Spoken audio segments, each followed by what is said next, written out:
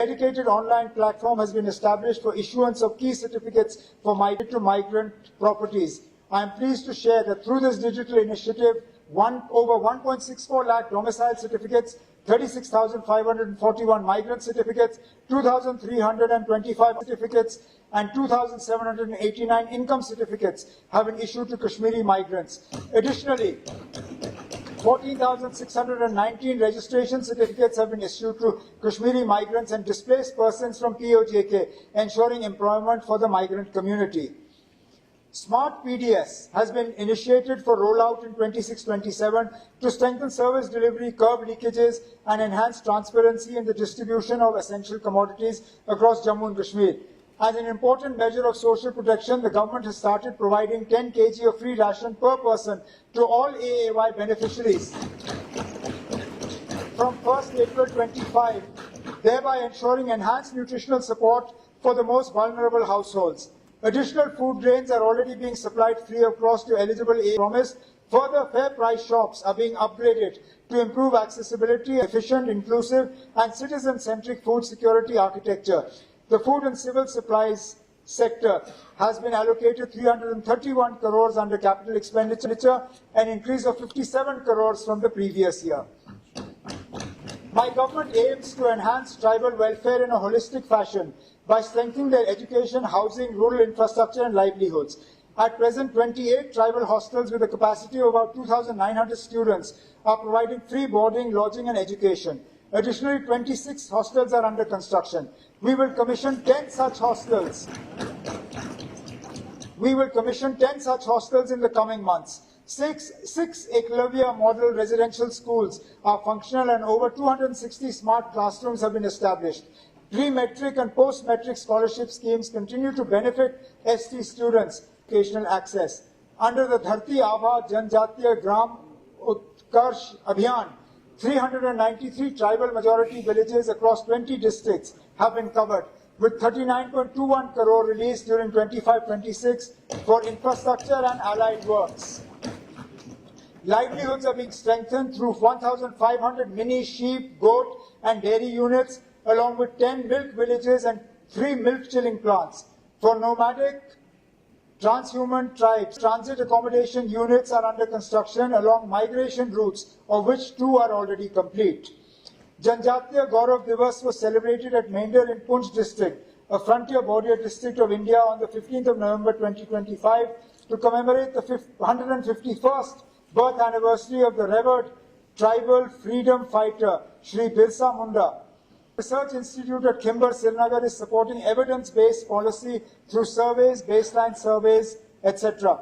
The Forest Rights Act cells are being established at UT and district levels with an outlay of 3.77 crores to ensure effective implementation of forest rights. The Tribal Affairs sector has been allocated 235 crores for capital expenditure for 26-27. We have expanded social security coverage for vulnerable and financially distressed households to the ISSS and National Social Assistance Program. In 25-26, the scale of pension was enhanced and new eligible members were added. My government increased the monthly pension rates from Rs 1,000 to Rs 1,250 for beneficiaries below 60, to 1,500 for those 60 to 80, and to 2,000 for those 80 and above.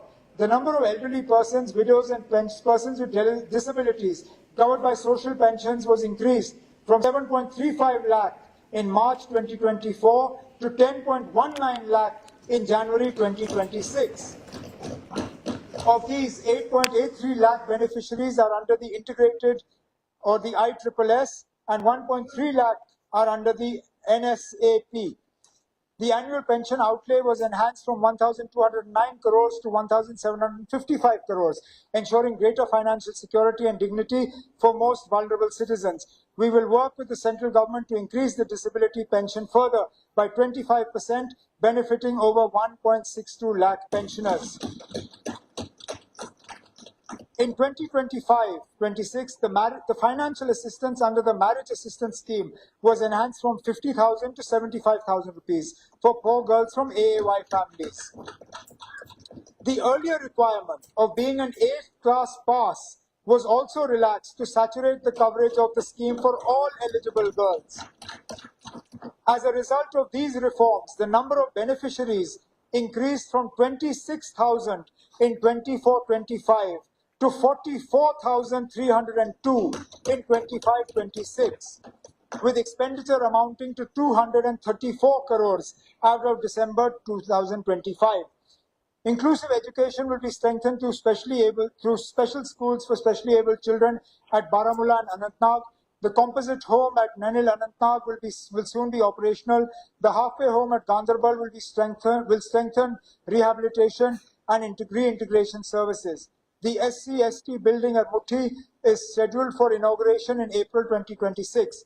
My government is committed to strengthening financial security for girl children through the Ladli Beti scheme. Since its inception, the scheme has grown from just 16,095 beneficiaries in 17 to 1.92 lakh girl coverage enrolled by late 2025. Under NRLM, 96,000 self-help groups have been formed, mobilizing over 7.84 lakh rural households to foster savings, credit access, and enterprise development. We have successfully implemented free ridership for women on all government-owned public transport, including smart city e-buses and JKRTC services from April 2025. The ridership of women in such buses has jumped substantially, providing secure, green, and convenient transport for women. This has been a path-breaking reform, making J&K one of the few regions in the country to operationalize zero-fare travel for women. The social welfare sector has been allocated 170 crores under capital expenditure. We have witnessed the devastation caused by natural calamities in the recent past. Hence, the government is emphasizing on disaster mitigation and preparedness. For building resilience to future disasters, my government has, for the first time, started building a disaster risk mitigation fund with an initial corpus of 39 crores. I am pleased to share that the guidelines for the Disaster Risk Mitigation Fund are being finalized. Under the National Landslide Risk Mitigation Program, 6 priority projects have been identified for undertaking timely mitigation measures. The Sakoon 2.0 platform has been digitized. The entire disaster relief process, replacing manual procedures with an end-to-end online system. Relief disbursement timelines have been reduced from 5 to 6 months to 15 to 20 days, ensuring transparency, accountability, and direct benefit transfer. The disaster management sector has been allocated 351 crores under capital expenditure for 26-27. To enhance institutional capacities and policy framework, we have partnered with IIM Jammu to make the Center for Innovation and Transformation in Governance operational. It has started work on skill development plans, PPP policy, FTI policy framework, etc.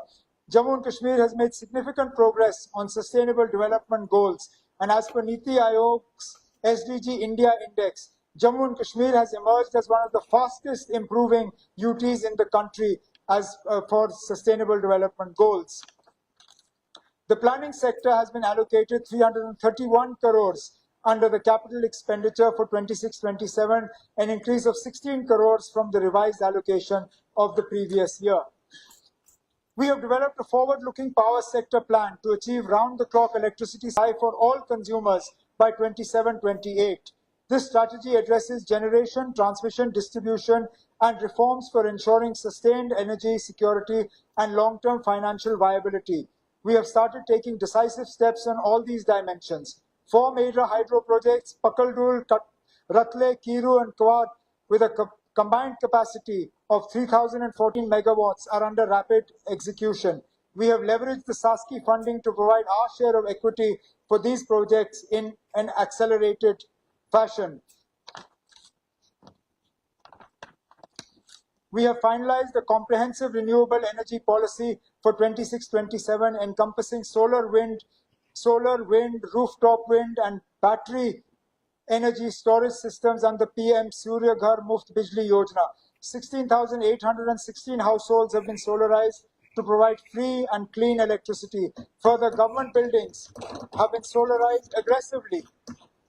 I am happy to inform the House that the Ministry of New and Renewable Energy has sanctioned the installation of rooftop solar systems of 2 kilowatts each at 2.22 lakh AAY households.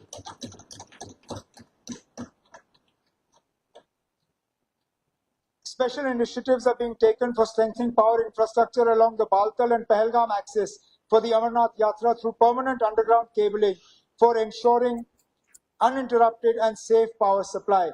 For strengthening transmission and distribution infrastructure, a record 5,708 MVA of capacity has been added to the distribution sector and 4,239 to the transmission sector over the last 5 years. My government is also focusing on loss reduction, service improvement, and enhanced consumer satisfaction. For this, installation of new and augmented comprehensive HTLT network improvements, strengthening of receiving stations, sub-transmission lines, and electrification of unelected households in remote areas such as Kathua, Poonch, Rajouri, Gurez, and in Bandipur is being undertaken. We are installing smart meters to reduce AT&C losses and under-recovery in the power sector. Already with the installation of 10.44 lakh meters, losses have been reduced by 9%, while revenue has increased by 16%. During the last winter, the peak demand of 3,157 megawatts was met in December 2025. This year, J&K registered an all-time high peak supply of 3,362 megawatts. We have successfully improved the continuity of supply by reducing curtailments. The power sector has been allocated one expenditure for 26-27. With commissioning of the Udhampur-Srinagar-Baramulla rail line, Kashmir has been fulfilling a long-cherished dream. The first ever Food Corporation of India food grain freight train connecting Kashmir with the national freight network has been operationalized. Expansion and modernization of Jammu Tawi railway station and Jammu airport are progressing steadily. Jammu and 8 tunnels, including the Zujila tunnel, are at an advanced stage of completion. I express my gratitude to the central government for sanctioning 19 new national highway projects estimated at an estimated cost of 10,637 crores to further strengthen connectivity. Under PMGSY 4, 2,400 unconnected rural habitations in Jammu and Kashmir will be connected. During the year 26-27, I propose to undertake macadamization and blacktopping of nearly 3,500 kilometers of roads.